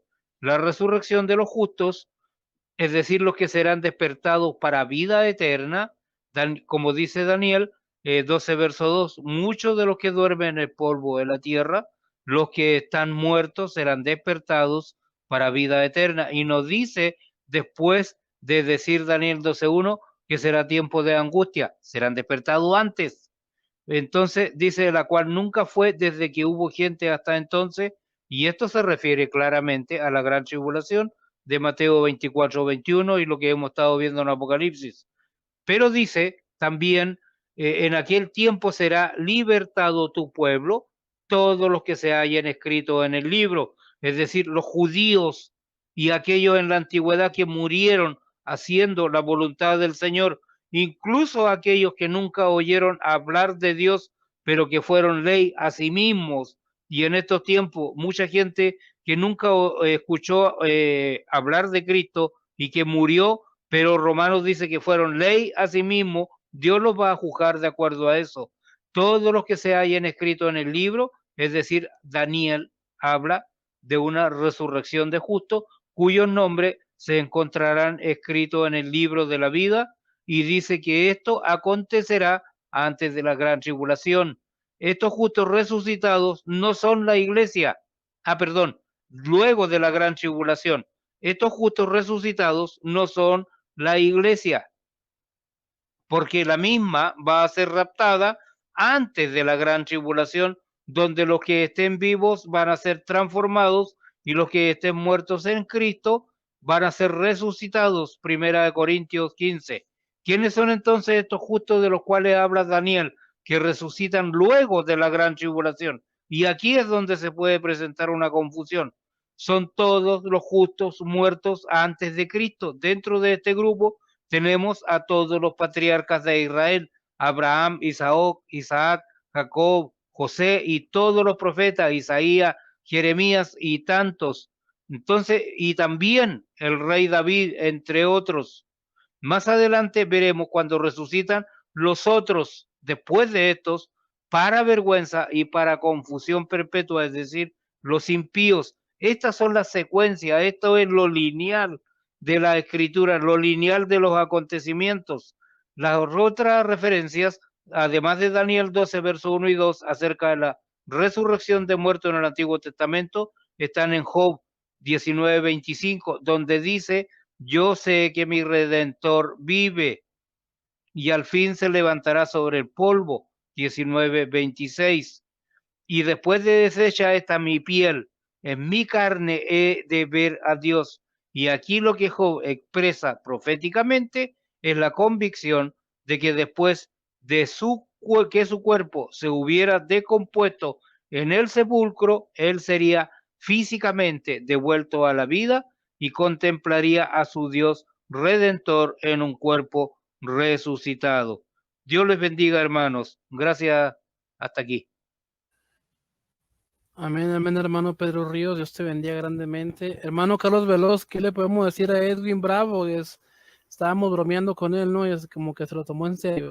Dios me lo bendiga, mi hermano Edwin, quien es muy bueno en el griego. No, Edwin hace muy buenas preguntas, incluso nos pone a pensar, o sea, no, estamos contentos, pero al mismo tiempo preocupados, porque nos está poniendo a reflexionar bastante. Yo quisiera responder a una pregunta interesante que hizo un hermanito, que dice que si es necesario. Adelante, Pedro. Sí, disculpa, Israel, hay un perfil que aparece que dice Betty Valenzuela y dice: yo bautizo niños muertos. Y Rodrigo Calvo es mi novia. Yo creo que ese es un perfil falso. Sí, esas cosas, sí, no hacemos parte de eso nosotros. No, eso son Ahorita Vilo. Esos son perfiles falsos. Creo que está aquí. Ahorita lo miro, si lo miro lo saco. O al terminar la transmisión lo quito. Terminemos, sí. Yo quisiera responder al hermano que preguntó que si era necesaria para la salvación el bautismo. Yo quiero ir a Primera de Pedro, capítulo 3, versículo 21. Dice Pedro: el bautismo que corresponde a esto ahora nos salva, no quitando las inmundicias de la carne, sino como la aspiración de una buena conciencia hacia Dios por la resurrección de Jesucristo. Esto hay que explicarlo. El bautismo es parte de nosotros reconocer que Jesucristo es nuestro Señor y Salvador en el momento en que Él nos llama, en el momento en que Él nos justifica, en el momento en que Él nos atrae al Padre, nos lleva al Padre a través de su palabra. Luego el bautismo es para una demostración de plena conciencia de que nosotros hemos prácticamente hecho ese reconocimiento. El bautismo, como establece Pedro aquí, es un reconocimiento a la luz de las personas, es decir, de los hermanos, de testigos, de que nosotros tenemos ese compromiso de estar en una plena conciencia con Cristo, a través de la salvación de ¿quién dice Pedro aquí? De Jesucristo. Entonces, la salvación viene por Cristo, no por el bautismo. El bautismo es una consecuencia de esa gracia que viene dada por Cristo, por su salvación. Entonces, es un complemento, pero no podemos confundir, como hacen algunas denominaciones y como hace la Iglesia Católica, que pone mucho énfasis en el bautismo y no en la salvación en Cristo mismo. Cristo es la salvación, luego el bautismo es parte constitutiva de esa gracia que el Señor nos da a través de su salvación, de su misericordia, mostrada en su palabra. Adelante, Israel. Amén, amén, hermano. Dios lo bendiga grandemente. Gracias por contestar las preguntas. Gracias, hermanos, por estar contestando juntamente conmigo a las preguntas de los hermanos que nos están siguiendo. Muy buenas preguntas han hecho los hermanos. Dios los bendiga grandemente. Y veo que se están enriqueciendo con lo que Dios nos ha dado por gracia. Estamos dando por gracia lo que por gracia hemos recibido. Y sí, había una pregunta de Edwin Bravo fuerte de que cómo es que todavía la semana 70 de Daniel no se ha cumplido. Vemos que hay un cierto tiempo en lo que se construye el muro de Jerusalén, que son 7 años, y luego hay 49 años hasta que muere el Mesías príncipe, ¿verdad? No por sí mismo, y luego quedan a solamente una semana, ¿verdad? Haciendo el conteo total, queda solamente una semana. Vemos que el emperador Tito viene en el 70, destruye Jerusalén, destruye el templo, hace una masacre, fue algo terrible. Pero vemos que esa no fue una gran tribulación. Hay un orden, como decía el hermano Pedro Ríos también, no puede, eso que pasó no significa que la semana 70 de Daniel se haya cumplido. Lo que pasó ahora, como dice Mateo 24, 31 en adelante, dice aprender de la higuera, ¿verdad? Cuando sus ramas están tiernas, sus hojas brotan, vemos que el verano se acerca. La higuera es como una analogía o algo parecido a lo que es Israel. Las higueras se dan en un lugar pedregoso, desértico, y es muy pequeña, igualmente que Israel está en un lugar pequeño, está en un desierto, en mucho pedregal. Igualmente está haciendo una analogía entre la higuera e Israel. Y cuando vemos que las ramas están tiernas, vemos que en el 1948 todo Israel, ¿verdad? Bueno, nació la nación como una nación, como dice en Isaías 66:8, nacerá una nación en un día. ¿Será posible esto? Yo que hago nacer, impediré el nacimiento. O sea, nació una nación en un solo día en 1948. De allá a la fecha, ¿verdad? Sigue a Israel ahí, en el Medio Oriente. Vemos que la higuera, las ramas ya están tiernas. El verano es el Señor Jesucristo, ¿verdad? Está cerca. Entonces está bien, está cerca a su segunda venida con respecto a Israel. Esto no ha ocurrido en aquel tiempo, quedaron dispersos, en aquel tiempo no pudo darse la semana 70. ¿Qué pasó con esto? El reloj profético del Señor es Israel. Cuando veamos la higuera, o sea, a Jerusalén rodeada por ejércitos, cada quien huya para los montes, no bajen a tomar su capa, si están en la azotea y cosas así. Bueno, esto va a ser es un tiempo de angustia para Jacob. Todo esto lo va a pasar Israel, ¿verdad? Ese es el reloj profético del Señor Israel. Una de las mayores pruebas de que Dios existe es Israel, ¿verdad? Y una de las mayores pruebas de que Dios está con ellos, en el 1967, en la guerra de los 6 días, el Señor ayudó a Israel a vencer a varias naciones, creo que eran 6, Cisjordania, Irán, Arabia Saudita, Egipto, Irak, Irán. En 6 días acabó con ellos. Primeramente desarmó la aeronáutica de Egipto, y esa es una muestra de una ilustración espiritual para nosotros. Como cuando uno vence en el aire, vence en la tierra. Cuando uno vence con la oración, vence en cualquier problema, obstáculo que se nos ponga en el camino. Así que Israel venció en 6 días y al 7º día vino el Shabbat. Así que ahí hay una prueba grande de que Dios sigue con ellos. Claro que ellos se maldijeron cuando dijeron que su sangre caiga sobre nosotros y sobre nuestros hijos, que dice la palabra de Dios, que la maldición viene de hasta tercera y cuarta generación, pero la bendición de millares y millares. La maldición es para siempre. Así que Israel sigue siendo su pueblo. Entonces, eso no quiere decir que Tito haya destruido a Israel, que ya pasó la semana 70. El reloj profético del Señor se detuvo en aquel tiempo cuando el Señor Jesucristo murió en la cruz del Calvario. Porque si no, ya hubiera pasado todo lo que no ha pasado. La resurrección de los muertos no ha pasado. Satanás no ha sido apresado tampoco. Gog y Magog, que como decía la mano Pedro, que es Rusia, puede también ser la China roja, pueden esas naciones, ¿verdad? No ha pasado esa guerra de la Margedón, que es lo que es posible sea la tercera guerra mundial, no ha sucedido. El Señor ha detenido por alguna causa soberana de parte de Dios que la semana 70 se lleve a cabo hasta que la plenitud de los gentiles entren. ¿Sí explico? Tiene que entrar a la plenitud. Todavía no ha entrado a la plenitud. En el tiempo de Tito no entró la plenitud. Seguimos aquí, ¿verdad? Entonces, esas son las señales de la venida del Señor. Adelante, hermano, creo que el hermano Pedro sigue. Sí, amén. Hay un paréntesis que se llama la plenitud de los gentiles, que es este tiempo porque Jesús dijo que Jerusalén sería hollada hasta que la plenitud de los gentiles sea cumplido. Y Jerusalén sí ha sido pisoteada y gobernada, hollada literalmente, hasta este tiempo. Entonces, tenemos que ver y entender el camino de la profecía. Dios en este momento está formando su iglesia, está integrándola y hay una oportunidad para las naciones. Luego van a entrar todos en el milenio y en el milenio, ya lo dije, la iglesia no está entre las naciones que entran al milenio. La iglesia está con Cristo. Adelante. Hermano Carlos Sandoval, antes que comience, Adelante, voy a Israel. estar poniendo, ¿sí me escuchan? Sí, okay. Creo que me tiene retorno el hermano Pedro.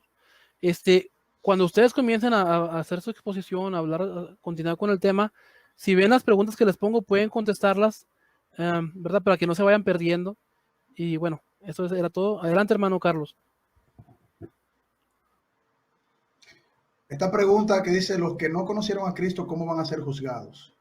Bueno, yo creo que es que aquí hay una parte, puede sustentarse con la Biblia, pero hay una parte que pudiera ser especulativa. Entonces, no, en este tipo de preguntas y respuestas, no se debe de tomar como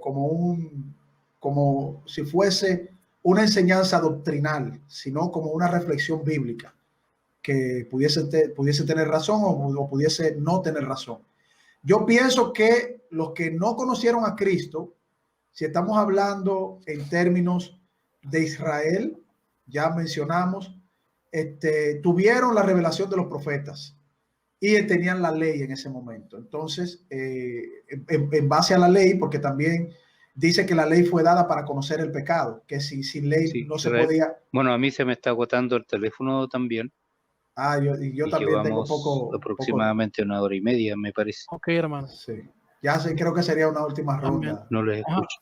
Una última pregunta que aquí me aparece es la siguiente. ¿Las misas pueden arrebatar a alguien del infierno? No, no hay nada en la Biblia que apunte a eso. No. ¿Qué más podemos decir, siervo Apolo? Que no. O sea, hay gente que, bueno, pues que bautiza niños muertos y los manda al cielo. No, por favor, Hay por favor. cada cosas que pasan que puede. La Iglesia Católica, bueno, algunos laicos enseñan cosas erróneas. Puede que algún laico haya dicho, mira, hermanita, las misas te arrebatan al cielo. Porque ya se puede esperar de todo. Yo pensaba que lo había escuchado todo cuando escuché a esa persona que dijo que ella bautizaba niños muertos, que un hombre puede parir y seguir siendo virgen por el poder de María. O sea, ya se puede esperar de todo, ¿no? Entonces hay preguntas que uno ve, wow, ¿qué está pasando aquí? Pero bueno, el tiempo que estamos viviendo, ¿no? Lo único que nos puede arrebatar de la condenación del infierno es nuestro Señor y Salvador Jesucristo, más nada de la condenación. Nosotros todos hemos sido condenados por el pecado, pero el único que nos da libertad y rompe las cadenas de esa condenación es Jesucristo. Ya lo demás sería como el siervo Apolo está contando, eso sería como un guión de una película de Hollywood, que el que quiera va y la ve, ¿verdad? Pero eso está fuera de las escrituras, eso de que una misa saca a alguien del infierno, no. Amén, hermano. Y mandarlo al cielo, ¿no? Por el bautismo. No, eso es una película, eso sería una película de terror. De terror terrible, ¿verdad? Adelante, hermano Pedro, ya para concluir. Vamos a comenzar a dar las conclusiones, hermanos, ya para concluir. Yo sé que se les está agotando ya la pila del celular y además ya tenemos más de una hora y media. Pero adelante, hermano Pedro, su conclusión. Ahora sí. Sí, bueno, ya está prácticamente todo dicho. El tema es muy extenso. Podemos ir nosotros y buscar y inquirir más. La Biblia es clara. Yo entiendo la Biblia como lineal. Mateo 24 a mí me habla de varios acontecimientos, me habla de varias cosas, pero gran parte de Mateo 24 están referidas a la destrucción del templo y al entorno histórico inmediato de Jerusalén. Eso se cumplió. Viene un paréntesis que es el tiempo dado a los gentiles, y al final de este tiempo ocurre el arrebatamiento. Una vez ocurrido el arrebatamiento, ocurren las bodas del Cordero y el anticristo se manifiesta en plenitud y en poder en la tierra. Ese es otro tema más también que tenemos, pero yo entiendo la Biblia de esta forma. Hay una progresión lineal, hay una estructura lineal, y eso se ve por las secuencias de juicios, de copas, de trompetas que están en la Biblia, donde los juicios van cada uno apurándose, adquiriendo más rigor, y eso no ha ocurrido en la tierra todavía. Lo que nosotros vemos con esta pandemia, que a mí me llama mucho la atención, cuando Dios habla en el libro de Job, habla de, y le pregunta a Job si conoce los secretos del granizo, dice que encierra misterios para el día del juicio final. Todos estos microbios que están apareciendo, estos virus, que son nuevos y que tienen prácticamente a la civilización en jaque, no es nada comparado con lo que tiene que venir. Y los acontecimientos como se van encadenando, las naciones como se van uniendo en bloques. La paz de Israel, acuérdense que Ezequiel 38 y 39 habla de cuando esta invasión va a ocurrir, cuando Israel habite seguro. En este momento no habita seguro, pero ya hay un compromiso de paz que fue firmado el 15 de diciembre. Todo esto va encerrando el panorama profético que nosotros tenemos. Yo creo que la venida del Señor es inminente. No podemos definir ni día ni hora. No podemos decir cuándo exactamente va a venir. Eso está escondido en los misterios que el Padre tiene y que solo Jesús sabe, el Padre sabe. Que Dios nos ayude. Gracias por escucharnos. Espero que en alguna medida hayamos ayudado a cada uno en la comprensión, y estamos llanos a seguirle ayudando cuando ustedes quieran en estos temas. Adelante. Muchas bendiciones, hermano Pedro Ríos. Excelente conclusión. Dios te guarde. Adelante, hermano Carlos Veloz, con tu conclusión. Bueno, mi conclusión es breve porque nuestro hermano Pedro Ríos, con la suya, estableció muy bien el fundamento del tema. El arrebatamiento, lo importante de esto es que nosotros vamos a estar con nuestro Señor y Salvador Jesucristo, que no vamos a ver la ira del Señor, porque la ira del Señor no es para los salvos, es para los condenados. Que ese texto de Mateo 24, Mateo 25, Apocalipsis, también parte de lo que establece Primera de Pedro, nos debe llevar a reflexión del gran compromiso que tenemos nosotros en establecer la verdad del Evangelio, en pedir, como nuestro Señor Jesucristo nos manda, que venga su reino, que se haga su voluntad en la tierra como en los cielos, y que ese día glorioso del Señor llegue pronto, porque esa es la esperanza de todo aquel que ha sido rescatado por Cristo. La esperanza es estar con Él en su reino. La esperanza es compartir, como Él le dijo a sus discípulos, disfrutar del fruto de la vid hasta que estén con Él, hasta que estemos con Él. Entonces, el arrebatamiento, más que un tema de división doctrinal, es un tema de unificación en esperanza. Es un tema de que nosotros, cuando nosotros pensemos en esto, estamos pensando en el momento en que el Señor nos quitará de esta tierra de maldad, luego la restaurará toda la creación, y entonces su reino eterno, aunque Él reine eternamente, Él es rey, Él todo lo tiene bajo control, aunque Satanás es el príncipe de las potestades del aire, aún todos los demonios y Satanás mismo están debajo de sus pies. Él venció en la cruz, y es lo que nosotros tenemos que pensar en este tipo de temas. Gracias, hermano Israel, por haberme dado el privilegio de venir a compartir en el canal que tú y David Tabilo desarrollan, ¿no? Y gracias al hermano Pedro por permitirme yo poder compartir delante de una vasta experiencia y un vasto estudio de las Escrituras, como yo sé que él, siendo un siervo del Señor, tiene. Dios les bendiga a todos.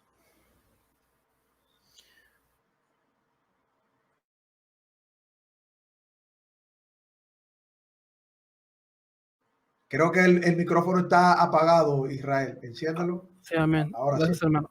Al contrario, gracias a ustedes por aceptar la invitación a acompañarme en esta transmisión.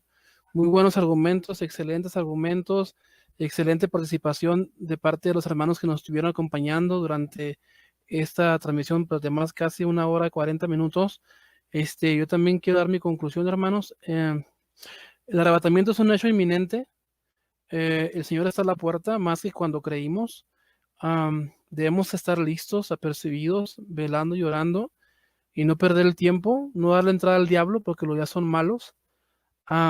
Dice la palabra del Señor que le decía a los fariseos, ustedes saben que cuando una nube se mueve, ¿no? Se llena, se pone oscura, ustedes saben que va a llover. Dice, hipócritas, ustedes saben distinguir los tiempos y cómo no pueden distinguir este día.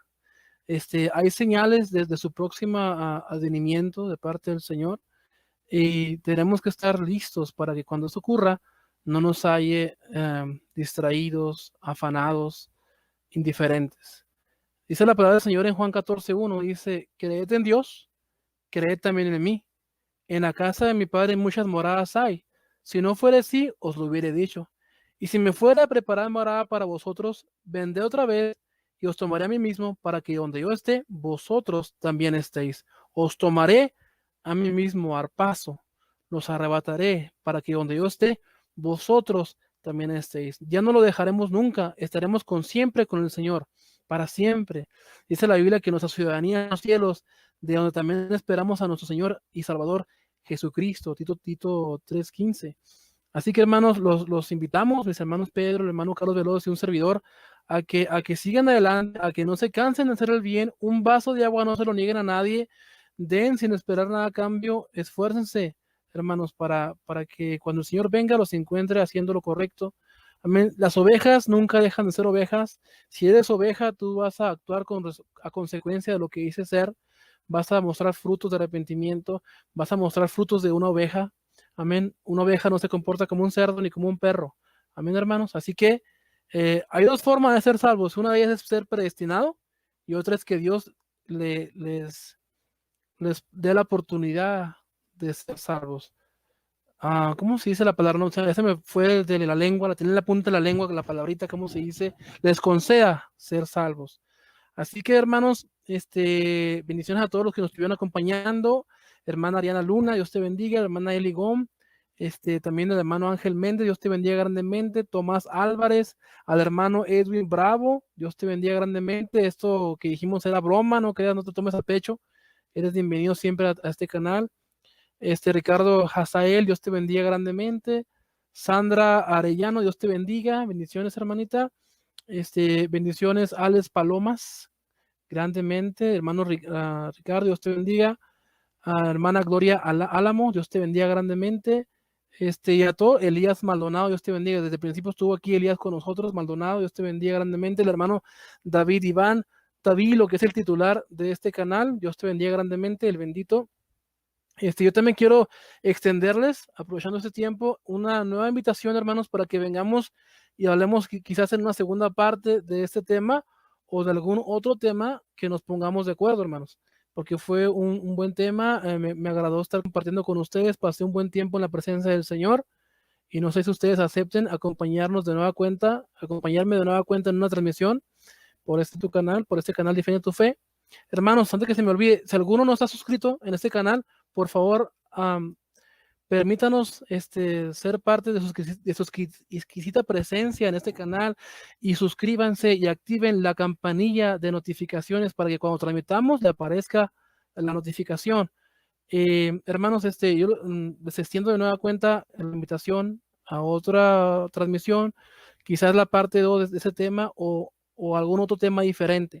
También antes que se me olvide, quiero anunciar de nueva cuenta que este domingo 11 de octubre a las 4 de la tarde, hora de México, vamos a estar compartiendo con una hermanita que es recién convertida a la Iglesia de Cristo, la verdadera.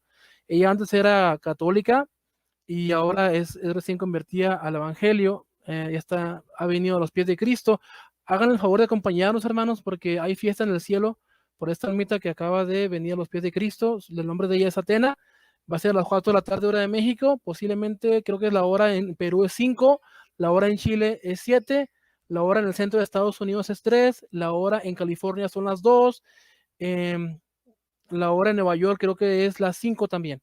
Así que, hermanos, acompáñanos, no se les olvide, este 11 de octubre a las 4 de la tarde, hora de México.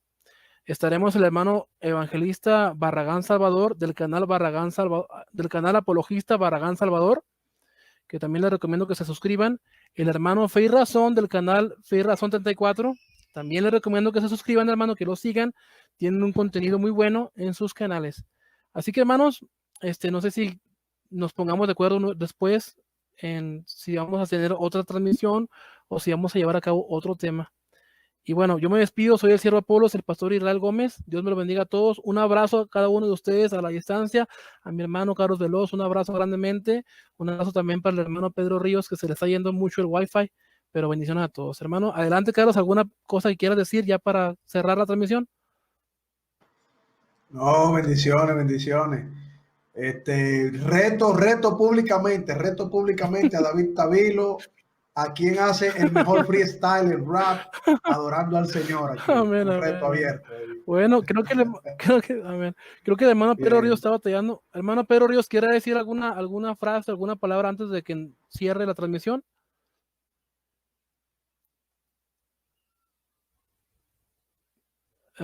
Pedro, ¿me escucha, hermano? Creo que está batallando todavía con el audio. Bueno, creo que ya no va a poder Perdón. escuchar. Sí, no, ¿Sí? sí, ahora sí. No, lo que pasa es que a esta hora es, sí, a esta hora es el culto. Bueno, creo que ya no va a poder escuchar. Sí, ¿me escucha? Sí. Sí, hay un retorno, pero adelante. Compartiendo en el teléfono, compartiendo el culto de la corporación que a esta hora es. Saludo a todos los hermanos que nos vieron. Bueno, sí, esperemos que hayamos podido satisfacer en alguna manera y ser de ayuda para ellos a compartir lo poco que sabemos, pero en el nombre del Señor es lo que hemos recibido hasta el momento. Gracias por todo, gracias por la recepción que han tenido, por los comentarios y bueno, será hasta... Amén, hermano. Bendiciones. Nos retiramos.